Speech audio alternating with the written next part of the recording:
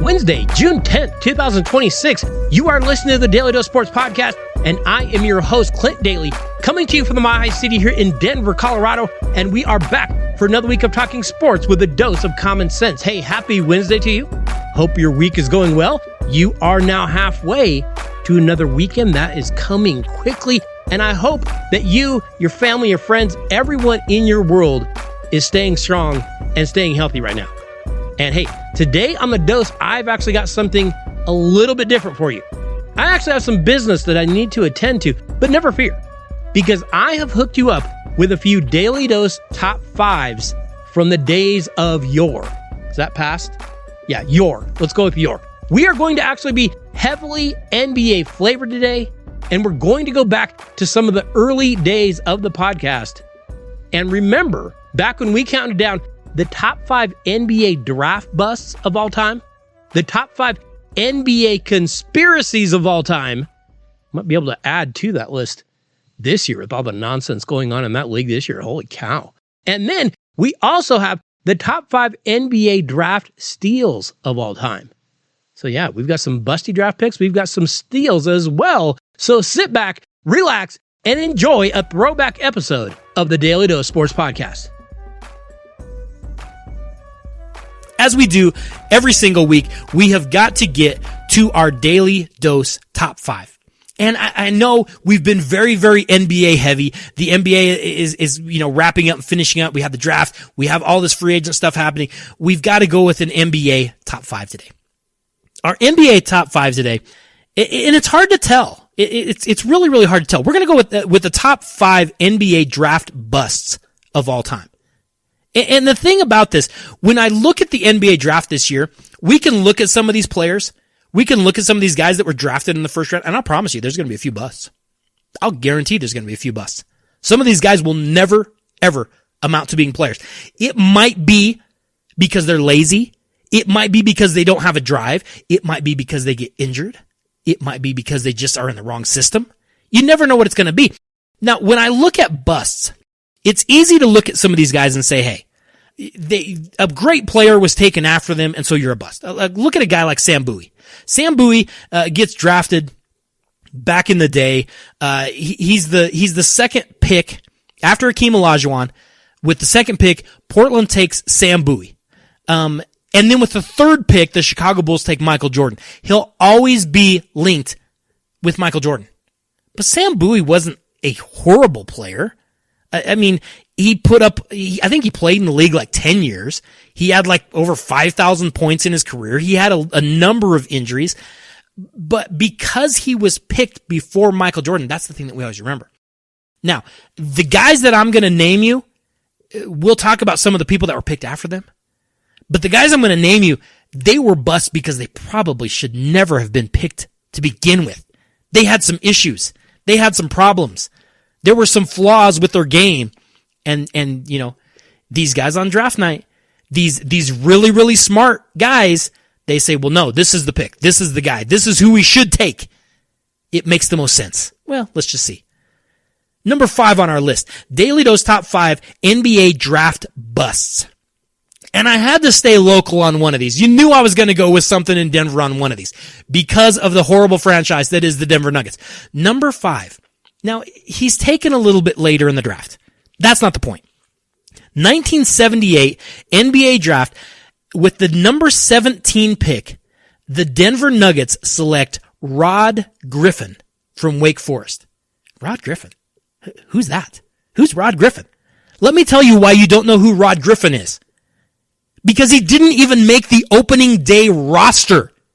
He was with the team a few weeks and they cut him. Number 17 pick. I'm not talking about second round. Number 17 pick in the entire draft. At the time, I think the NBA only consisted of like 22 teams. 17 pick in the entire draft. Didn't make the opening day roster and never played. Career over. Your season's over. Your career's over. Never got on the floor a single time in a true NBA game. After him, let me give you 2 players that were selected after Rod Griffin that the Nuggets could have had. They could have had a point guard by the name of Maurice Cheeks, who went on to have a phenomenal career with Philadelphia 76ers. They could have had Wayne Cooper, who at least was a serviceable big man. But instead they went with Rod Griffin. Rod Griffin never made a roster, never played a minute of true NBA basketball. Number 4, with the number 2 pick in the 2009 draft, the Memphis Grizzlies select out of UConn, Hasheem Thabeet. Now, Hasheem Thabeet had some red flags when he came out, when he was coming out of college. He had some red flags when he was at UConn. There was a game at UConn late when they were playing back there. He was playing for Jim Calhoun where he kind of quit. He wouldn't get off the bench, and Calhoun and him were having words, and there were some issues. Hasheem Thabeet just kind of quit. And then when he got to the league, everyone's like, yeah, but look at what he has defensively. He does so much. He was such a long guy. He was so athletic. He played with 4 different teams in 5 years. He averaged 2.2 points per game for his career and was out of the league by 2013. Totally done. Hasheem Thabeet gets our number 4 slot. Number 3 on our list of NBA draft busts, we got to go back to 1972 again. Those Portland Trailblazers, they always seem to have a tough time. You know, in 1972, Portland selects a guy by the name of LaRue Martin. LaRue Martin was a 6'11", big man coming out of Loyola in Chicago. And his situation was, it wasn't that he had like a drug problem. It wasn't that he was lazy. It wasn't that he had any of these issues with that some of these guys have. He wasn't very good. And as a result, LaRue Martin lasted just 4 seasons and he was out of the league by 1976. Averaged 5 points per game. And here's the sad part for LaRue Martin. By 76, he was out of the game. And that was the year that Portland went on and won the NBA championship. But let me give you 2 players that were selected after LaRue Martin. Sorry, Portland. I know this hurts. Bob McAdoo. You might have heard of him. And then, the New Jersey Nets selected a guy by the name of, Julius Erving. Ooh, that hurts. That hurts a little bit when you hear those 2 names. Moving on to our number 2 pick. In the 1986 draft, the Golden State Warriors select with the number 3 pick overall out of North Carolina State, Chris Washburn. And Chris Washburn was a guy that there were huge red flags on drafting. He had been in trouble at school when he was at Carolina State. He had broken into a house and stolen a stereo or something. In the NBA, he failed 3 different drug tests 3 different times, ended up in rehab, had a cocaine addiction, all kinds of problems for Chris Washburn. Played for 3 different teams in just 2 seasons, averaged 3 points a game, and was completely out of the league by 1989. Chris Washburn gets our number 2 pick on our Daily Dose top 5 NBA draft bust. Our number 1 player. I feel bad putting this guy at number 1. I legitimately, I feel bad putting this guy at number 1, but I have to. Number 1 on our list, NBA draft bust, 2007 again, Portland. Portland, why do you keep doing this? You need to hire new draft people, Portland. I'm available for the right price. Portland Trailblazers select out of Ohio State center 7-foot Greg Oden. Greg Oden was a guy, and I'll be honest, when this draft was coming out, I was looking at Oden going, no, dude can play. I saw him play at Ohio State. Can run the floor, very, very good defensively. He'll work hard for you. Can rebound, can be a monster at the rim. I liked a lot of what Greg Oden had and what he brought to the table. The problem with Greg Oden, he can't stay healthy. 2 microfracture surgeries, really, really early in his career. He can never get healthy. And then after he had the 1 microfracture, he just blew the other one out. So then he had the ACL and had to have that surgery. Just can never get healthy. He has played a part in just 3 seasons, has a total of 540 NBA points. Couple players that were picked after him. Of course, the big name you always remember, Kevin Durant was taken with the 2nd pick. Marc Gasol, Joakim Noah, Al Horford. Portland. Again, you have got to redo the way you draft people. Anytime Portland drafts someone, you have to be just a little bit nervous for them. Now, as we do every single week, we have got to get to our Daily Dose top 5. Like I said, like we were just talking about, the NBA is above reproach when it comes to competitive integrity, right? There's no reason to doubt them. So when I hear that they're not going to suspend Draymond Green from the Oklahoma City series because they're down 3-1.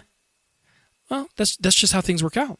They just, for whatever reason, they just didn't feel like he needed to be suspended there. Sure, it was a flagrant 2. Sure, it was called right there on the floor. But whatever, he didn't really need to be suspended. Yes, he had already racked up the points and they accumulated the points or whatever, but he didn't need to be suspended. But now he gets a flagrant 1 on a kind of iffy call. Yes, LeBron probably baited into him. He shouldn't have done it. Throwing the arm out there does put yourself at risk. But then I see the NBA kind of switch that and say, well, now we're going to suspend him because they're up 3-1, so they can afford a little more. I don't know. There's no reason to doubt the NBA on this, is there? Well, there's probably not a single reason to doubt the NBA on this, is there? Not when it comes to competitive integrity, right? Yeah, there's probably not one reason. There's probably like 1,000 reasons. Today's Daily Dose Top 5, the top 5 NBA conspiracies. They probably aren't true. And the whole Draymond Green thing, not being suspended and then that's just all a wacky coincidence, right? Right? Well, let's see. Because some of these, I'll be honest, some of these that made, and they're the most popular conspiracies. It's not necessarily that I picked the nastiest ones or the ones that really, really look the worst. They're just the most popular ones. I just picked the most popular. But here's a few conspiracies that have happened in the NBA that might make you reconsider. Number 5 on our list, Michael Jordan's first retirement. The big rumor was that the reason he retired that first time was that it was dictated by the league because of all his gambling. We do know that the NBA was investigating Jordan's gambling habits. Of course, nothing came of it. And Jordan's dad had been, murdered. And he wanted to get away from basketball, and he wanted to go live a dream that his dad had actually talked to him about. You ought to quit and go play baseball. You ought to quit and go play baseball. So he quit, and he went and played baseball. But I know that there's a lot of people that look at that and say, well, yeah, that was because the league made him leave. Now, I can't come up with a reason why the league would be like, we want less money. Like, everybody here has decided we're all okay. Guys, you okay? You okay with it? We're all okay? Yeah, we all want less money. Nobody here wants to make money, and so we want you to leave for a while. It doesn't make a whole lot of sense, but popular conspiracy theory when it comes to the NBA. Number 4 on our list, the NBA prefers large market teams. Something to think about. Just a small stat that I'd like you to keep in the back of your mind. In the past 36 years, there's only been 10 different franchises that have won the championship. Only 10 in 36 years? Yeah, you go over to like the NFL, there's a few more than that, isn't there? Go over to Major League Baseball, quite a few teams have won it. But in the NBA, 10 in 30, and it's probably, we could probably put a lot more years into that. But here's the teams that have won it. Here's the cities that have won it. See what they all have in common. See if these cities have anything in common. Los Angeles, the San Francisco Bay Area, Boston, Philadelphia, Detroit, Chicago, Houston, Dallas, San Antonio, Miami. What do they all have in common? That's pretty amazing. They all have a lot of fans. And they all bring in huge TV ratings and huge sponsorship deals. Pretty amazing how that works, isn't it? Just a coincidence. I know. Number 3, top 5 NBA conspiracies. Has to be the 1985 draft. You know how every once in a while there's this sure thing at the top of the draft? It doesn't happen, we haven't seen it happen in quite a while, but you'll have the Shaquille O'Neal, you'll have the Tim Duncan, you'll have the LeBron James. Well, 1985 had that big time with Georgetown center Patrick Ewing. Everyone looked at Ewing and said, dude, this guy he's going to be a great player for a long time. And at the time, what the NBA did when they did their lottery, so now you have the ping pong balls and whatever, and we can discuss if that's clean or not. But what the NBA would do is they would take like the bottom 6 or 7 teams, they would put the names in a big envelope, and then they would put the envelope in a big clear drum. They would spin the drum, they would randomly, of course, select who got the top pick. They would take the big envelope out, they would go set it under the team name, and then they would all open them and see who got first pick. So here are the teams that were in it in 1985. New York, Indiana, the Clippers, Seattle, Atlanta, Sacramento, and Golden State all had an envelope. They all had an envelope. Of course, we know that the NBA likes large market teams. We just talked about that on number 4. New York, it would be kind of nice if the Knicks were good every once in a while. And the rumor is that the envelope for the Knicks had been frozen so that when David Stern reached his dirty little grubby hand in there, he would be able to find the cold one and put it up first. That's the rumor. There's also a rumor that the envelope was bent. It had a little bend in it. Now, you might sit there and say, well, what difference does it make? Here's the thing. If you go back and you watch this, it's on YouTube. You can go find it. When the guy comes out there, he has a stack of like 6 or 7 envelopes. He tosses all of them in. He just kind of sets them in the bottom of the drum. One of them, he bangs against the side of the drum. Maybe it's just coincidence. I don't know. I don't have any idea. But here's how the draft went. First pick, the Knicks got Patrick Ewing. With the second pick, Indiana got Wayman Tisdale. The Clippers took Benoit Benjamin. Seattle took Xavier McDaniel. Atlanta took big man John Koncak. Sacramento got Joe Klein. And the Golden State Warriors ended up with Chris Mullin. But the Knicks got exactly who they wanted. Kind of amazing how that worked out, isn't it? Pretty impressive. The 1985 draft comes in at number 3. Number 2 on our list, top 5 NBA conspiracies, has to be the 2007 NBA playoff game between the San Antonio Spurs and the Phoenix Suns. This was game 4. The Spurs were up 2-1. The Suns took the lead late in the game, and Spurs forward Robert Horry body checks Suns point guard Steve Nash into the scoring table. Horry was ejected. Nash is knocked into this is a hard hit. This is a football hit. He blasted him. Horry gets ejected, but Suns players Raja Bell, Amari Stoudemire, and Boris Diaw all left the bench to go make sure Steve Nash was, alive, still functioning, still had a pulse. And it's kind of amazing. It just kind of worked out this way. But when they all got up to see how Nash was doing, kind of go to his aid, after the game, which the Suns, by the way, won, they held on and won the game. They won game 4. The NBA suspended those players for leaving the bench. There was no fight. There was no real scuffle. They got up. They went and checked on their teammate.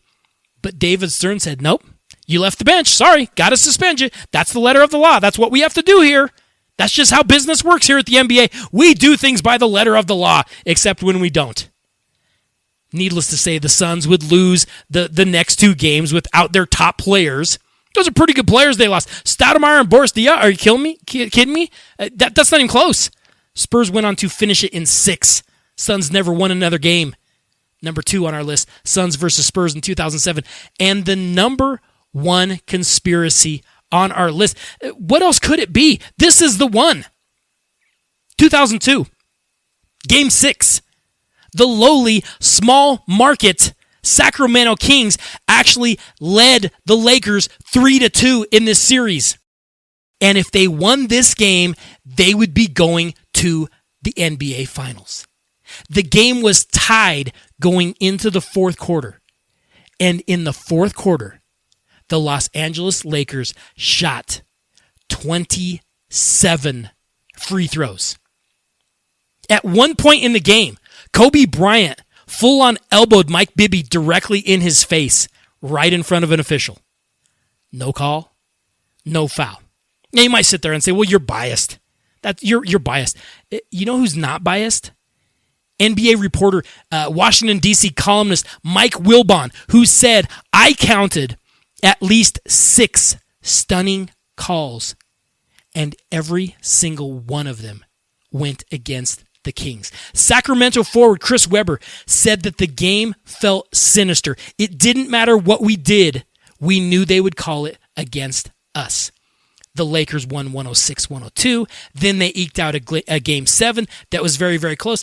And, of course, rogue NBA ref Tim Donaghy said, oh, yeah, the fix was in on that one.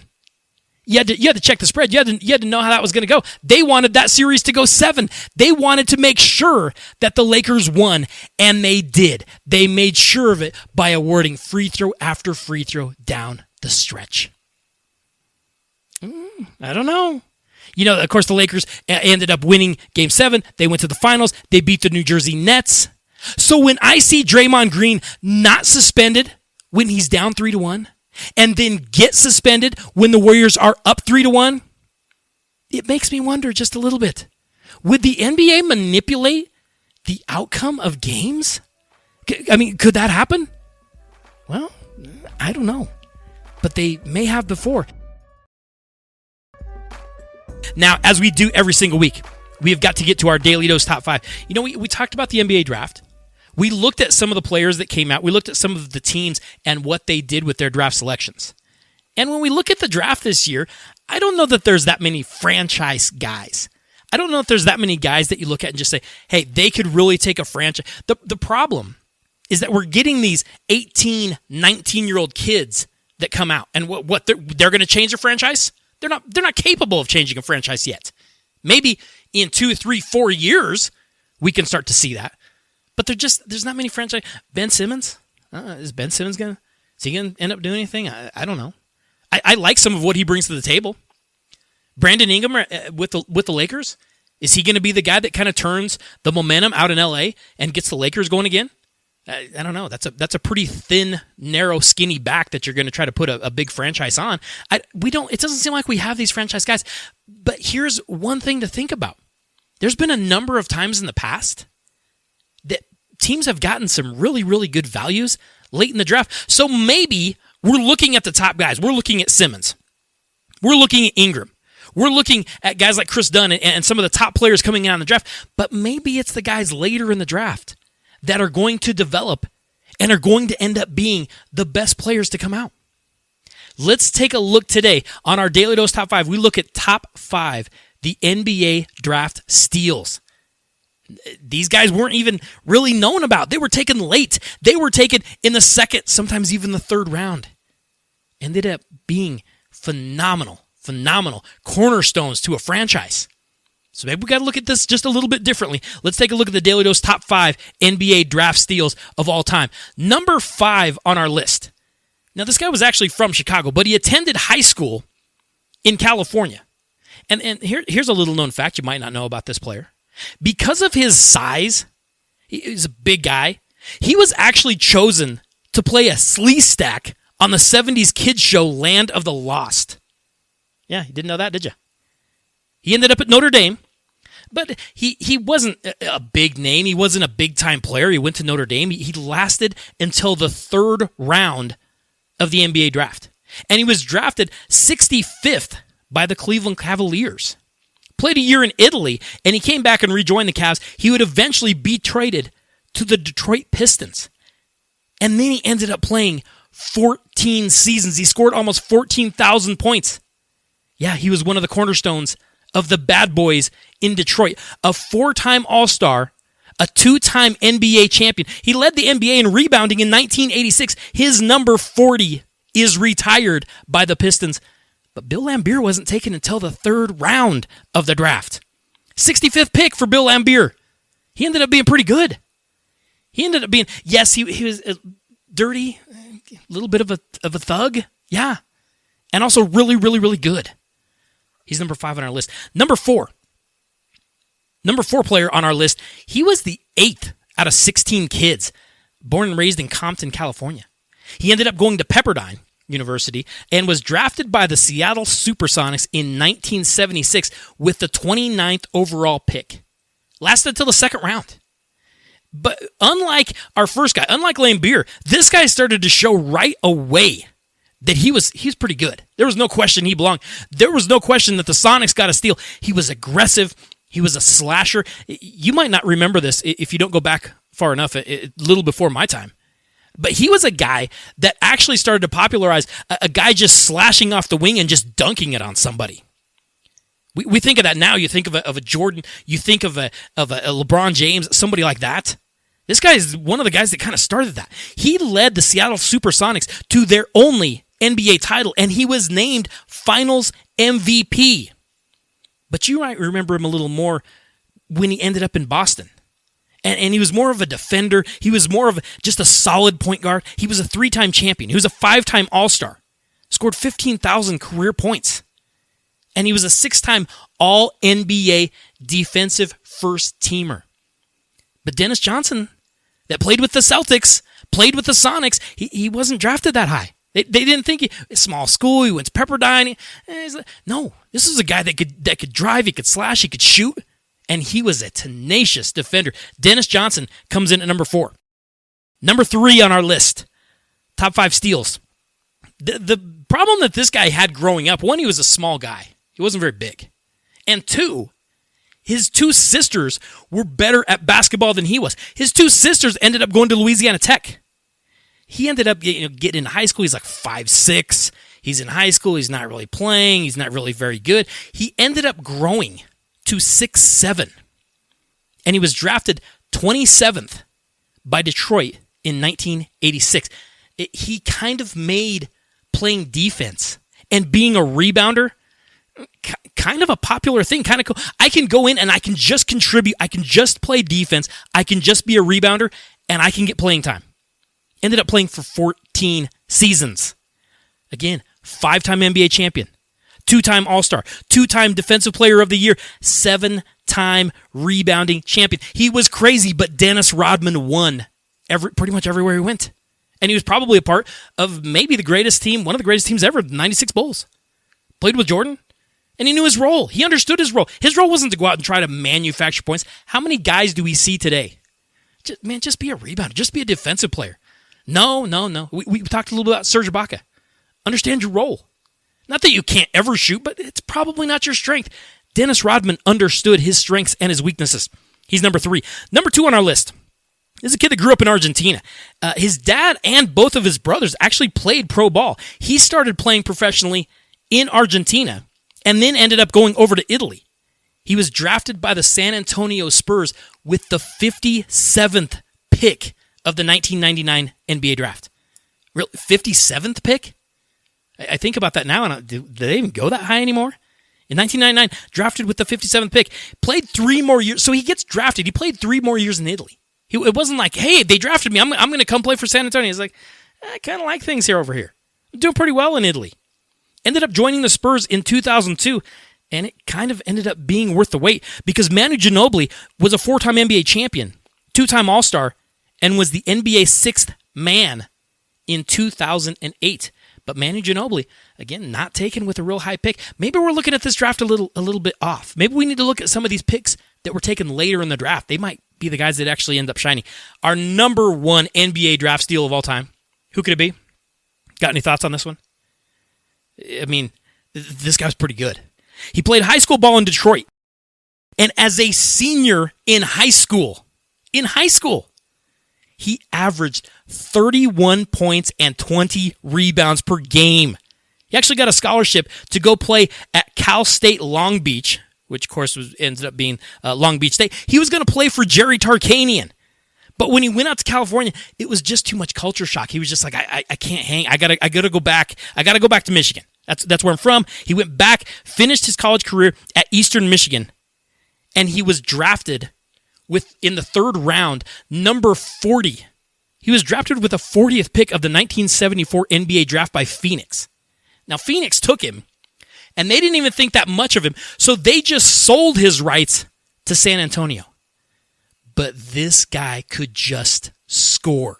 He ended up playing 14 seasons in the ABA and NBA, 9-time All-Star, 6-time All-NBA first team, 4-time NBA scoring champion.